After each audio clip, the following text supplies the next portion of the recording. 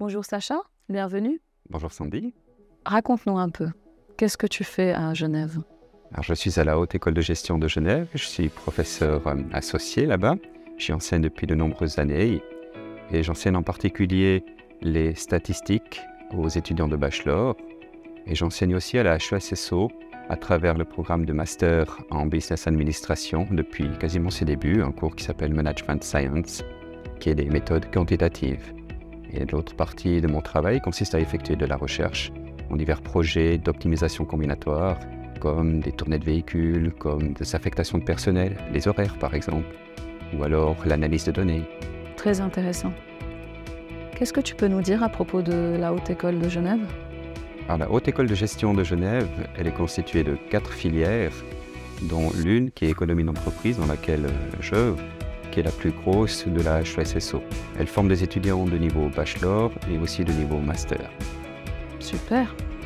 Dans quel contexte as-tu imaginé ton innovation? Quel problème ça résout? Le problème provient essentiellement de l'aspect numérique, suite à la pandémie où il a fallu tout se réorganiser, donner des cours avec des outils numériques, mais aussi des évaluations avec les outils numériques.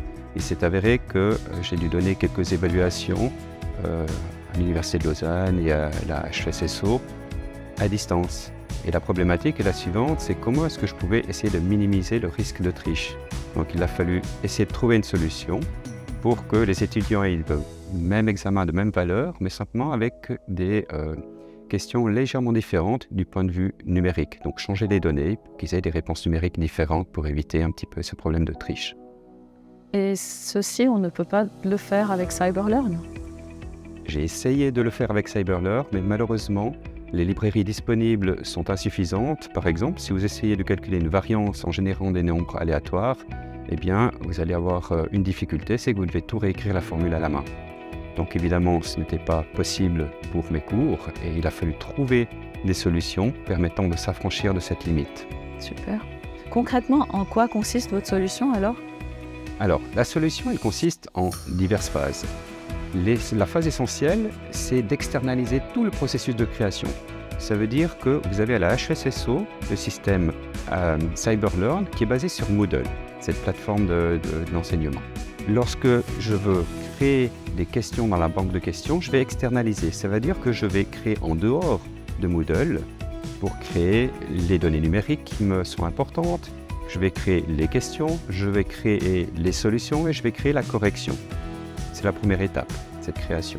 La deuxième étape, ça va être de faire en sorte de tout mettre dans un fichier qui sera importé par Moodle.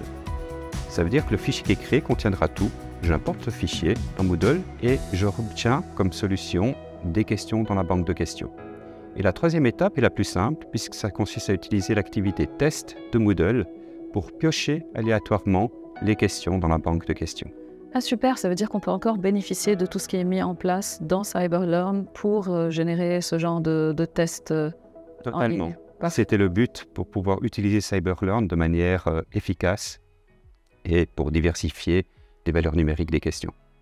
Qu'est-ce que ta solution apporte au corps enseignant? Alors, il y a bien sûr l'aspect enseignement pour les enseignants, notamment l'aspect d'évaluation sommative. Cela signifie qu'un enseignant va pouvoir générer des mêmes questions ou questions identiques à chacun des étudiants, similaires, et il va changer uniquement les valeurs numériques. Donc il va pouvoir générer des données s'il le veut ou chercher des données de différentes façons, de manière à ce que les étudiants aient les mêmes questions mais avec des valeurs numériques différentes, ce qui permet de réduire le risque de triche. Et pour les étudiants alors? D'un autre côté, du point de vue de l'étudiant, alors il y a quand même un avantage, c'est que lors des évaluations formatives, ça veut dire l'entraînement, les exercices que l'on donne, on peut imaginer de faire une question type, puis la décliner en différentes versions. Comme cela, l'étudiant va pouvoir s'entraîner sur cette question plusieurs fois, de manière à acquérir un certain réflexe pour résoudre un problème donné. Super. Pour les profs, ça peut aussi faciliter la génération et le partage de questions, peut-être? Alors, c'est justement l'un des résultats de ce projet. J'ai décidé de mettre ce projet dans l'Open Educational Resources. Cela veut dire quoi? Ça veut dire simplement qu'on partage les ressources éducationnelles entre collègues. Tous ceux qui veulent y participer sont les bienvenus. Et l'idée, c'est de fédérer donc, mes collègues, si c'est possible, dans un avenir proche, pour indiquer voici une méthode. Si vous êtes d'accord d'y participer, voici, je vous mets à disposition déjà un set de questions. Je vous mets à disposition le template qui vous permet de générer ces questions. Mais vous pouvez aussi contribuer pour qu'on puisse imaginer peut-être à terme une banque de questions par matière, que chacun puisse y piocher, puisse trouver de quoi accélérer un petit peu ce processus qui est quand même assez contraignant et long de générer des questions. C'est super. Si on aimerait avoir plus d'informations à propos de votre sujet, comment on peut vous contacter? Alors, la manière la plus simple, c'est d'utiliser mon adresse email, donc sacha.baron@hsge.ch. L'autre manière, c'est de passer par DevPro, puisque suite à ce projet qui a été financé par le Centre de compétences numériques, eh bien, j'ai décidé de faire une formation DevPro pour montrer cette solution et puis proposer à mes collègues cette solution pour qu'ils puissent bien l'assimiler, bien la comprendre. Merci beaucoup, Sacha, pour la présentation de votre projet, très intéressant. On va certes se revoir à votre formation DevPro parce que ça m'intéresse beaucoup. Merci beaucoup. Vous serez la bienvenue. Merci à vous.